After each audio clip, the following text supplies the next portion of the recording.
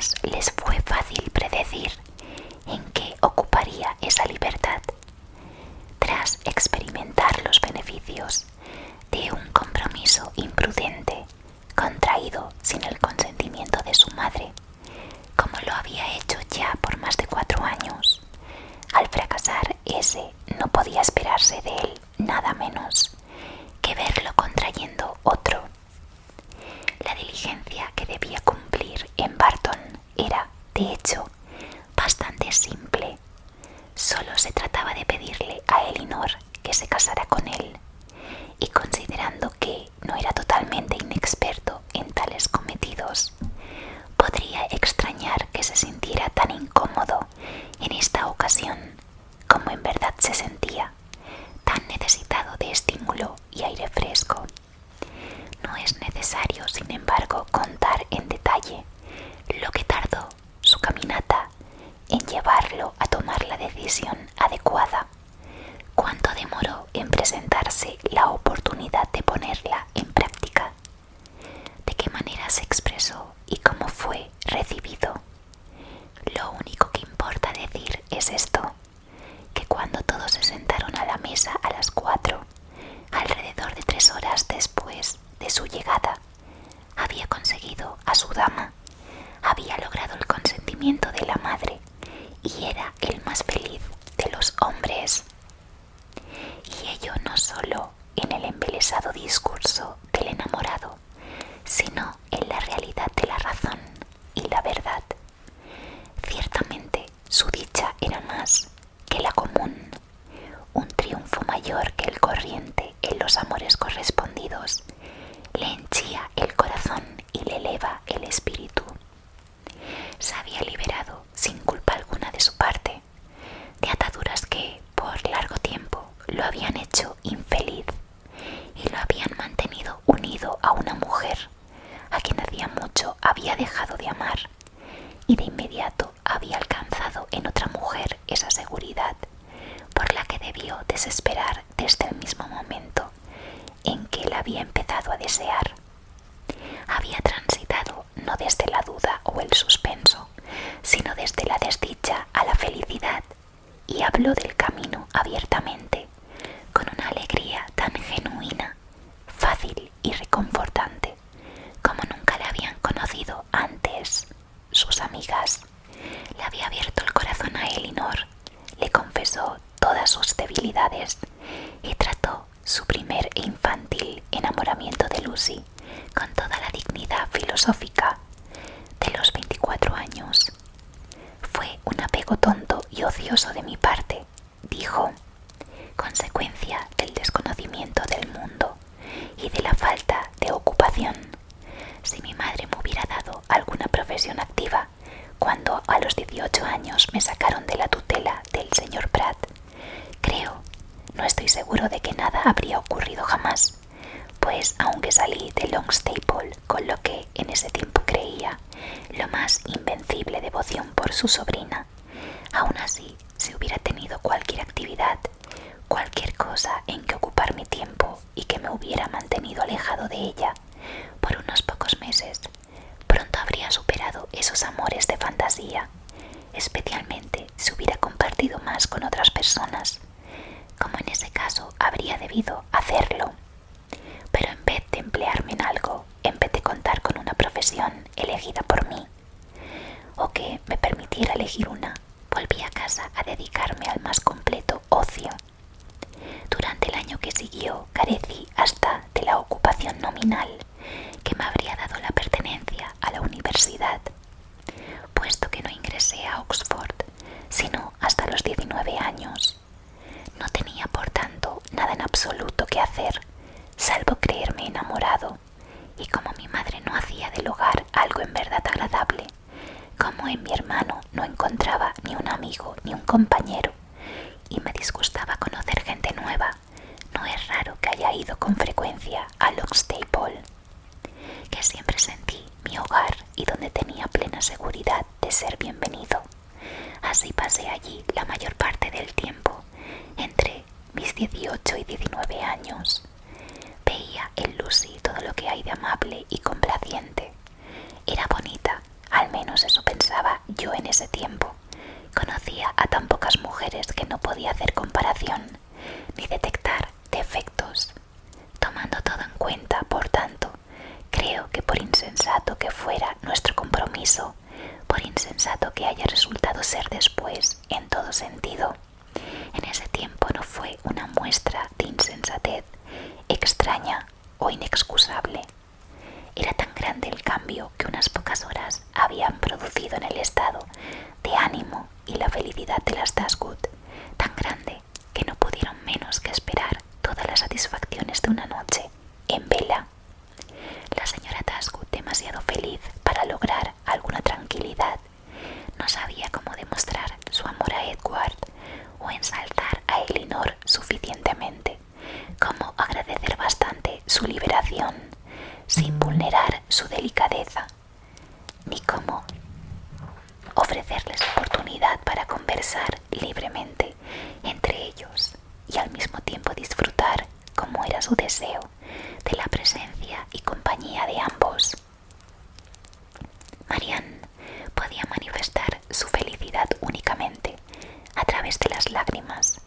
Podía caer en comparaciones, en lamentos, y su alegría, aunque tan sincera como el amor por su hermana, ni le levantaba el ánimo, ni podía ponerse en palabras. Pero Elinor, ¿cómo describir sus sentimientos? Desde el momento en que supo que Lucy se había casado con otro, que Edward estaba libre, hasta el instante en que él justificó las esperanzas que, tan de inmediato, habían seguido, tuvo alternativamente todas las emociones menos la calma. Pero cuando hubo pasado el segundo momento, cuando desaparecieron todas sus dudas, todas sus cuitas, cuando pudo comparar su situación con la del último tiempo, cuando lo vio honorablemente libre de su anterior compromiso, cuando vio que aprovechaba su libertad para dirigirse a ella y declararle un amor tan tierno, tan constante como ella siempre lo había supuesto, se sintió abrumada, dominada por su propia felicidad, y a pesar de la afortunada tendencia de la mente humana a aceptar rápidamente cualquier cambio para mejor, se necesitaron varias horas para devolverle la serenidad a su ánimo o algún grado de tranquilidad a su corazón.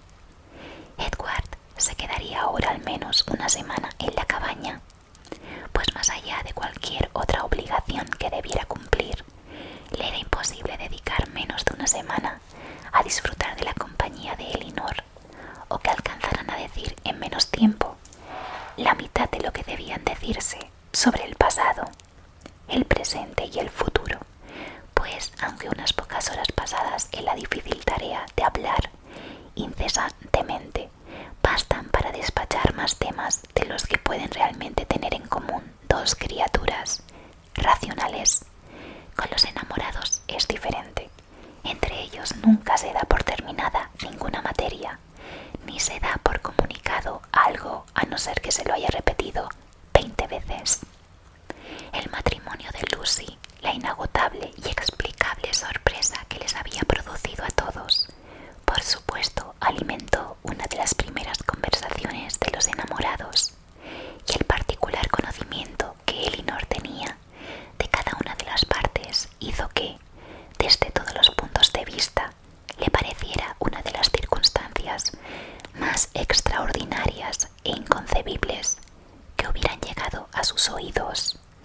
Cómo era que se habían juntado y qué atractivo podía haber influido en Robert para llevarlo a casarse con una muchacha de cuya belleza ella misma lo había escuchado hablar sin ninguna admiración, una muchacha que además estaba comprometida con su hermano, y por quien ese hermano había sido marginado de la familia. Era más de lo que podía comprender. Para su corazón era algo maravilloso, para su imaginación hasta ridículo, pero a su razón, a su juicio, le pareció una verdadera enigma. La única explicación que se le ocurría a Edward era que, quizá, habiéndose encontrado primero por azar, la vanidad de uno había sido tan bien trabajada por los halagos de la otra, que eso había llevado poco a poco a todo lo demás. Elinor Recordaba lo comentado por Robert en Harley Street respecto de cuánto podría haber logrado él de haber intervenido a tiempo en los asuntos de su hermano. Se lo contó a Edward. Esto es muy propio de Robert, fue de inmediato su comentario, y es lo que seguramente tenía en mente, agregó luego. Al comienzo de su relación con Lucy, y al comienzo quizá todo lo que también quería ella era lograr que interpusiera sus buenos oficios en mi favor. Después pueden haber surgido otros planes. Durante cuánto tiempo esto había estado ocurriendo entre ellos, él tampoco podía imaginarlo, pues en Oxford, donde había elegido quedarse desde su salida de Londres, no tenía manera de saber de ella sino por ella misma, y hasta el último momento sus cartas no fueron ni menos frecuentes ni menos afectuosas de lo que siempre habían sido. Ni la menor sospecha entonces lo preparó para lo que iba a seguir, y cuando finalmente reventó la noticia en una carta de la misma Lucy, creía que durante algún tiempo se había quedado pasmado entre la maravilla, el horror y la alegría de tal liberación. Puso la carta en manos de Elinor. Estimado señor, con la certeza de haber perdido hace tiempo su afecto, me he sentido en libertad de entregar el mío a otra persona. No dudo de que con él seré tan feliz como solía pensar que lo sería con usted, pero rehúso aceptar la mano cuando el corazón pertenecía a otra. Sinceramente deseo sea feliz con su elección, y no será mi culpa si no somos siempre buenos amigos, como nuestro cercano parentesco hace ahora apropiado. Sin ninguna duda le puedo decir que no le guardo rencor alguno, y estoy segura de que será demasiado generoso para hacer nada que nos perjudique. Su hermano se ha ganado todo mi afecto, y como no podríamos vivir el uno sin el otro, acabamos de volver del altar y nos dirigimos ahora a Dawlish a pasar unas pocas semanas, lugar que su querido hermano tiene gran curiosidad por conocer. Pero pensé molestarlo primero con estas pocas líneas, y para siempre quedaré su sincera amiga y hermana, que bien lo quiere, Lucy Ferrars. He quemado todas sus cartas y le devolveré su retrato a la primera oportunidad. Por favor, destruya las páginas que le he enviado con mis pobres frases, pero el anillo con mi cabello tendré el mayor gusto en dejárselo. Elinor la leyó y la devolvió sin ningún comentario. No te preguntaré qué opinas de ella en cuanto a composición, dijo Edward. Por nada del mundo habría querido en otros tiempos que tuvieras una de sus cartas. En una cuñada que ya es bastante malo, pero en una esposa, como me han hecho sonrojar algunas de sus páginas, y creo poder decir que desde los primeros 6 meses de nuestro descabellado asunto, esta es la única carta que he recibido de ella en que el contenido compensó las faltas en estilo. Como sea que hayan comenzado, dijo Elinor, ciertamente están casados y tu madre se ha ganado un castigo muy justo. La independencia económica que otorgó a Robert por resentimiento contigo le ha permitido a él elegir a su antojo, y de hecho ha estado sobornando a un hijo con 1000 libras anuales para que termine haciendo lo mismo que la hizo desheredar al otro cuando lo intentó. Supongo que difícilmente le dolerá menos ver casada a Lucy con Robert que contigo.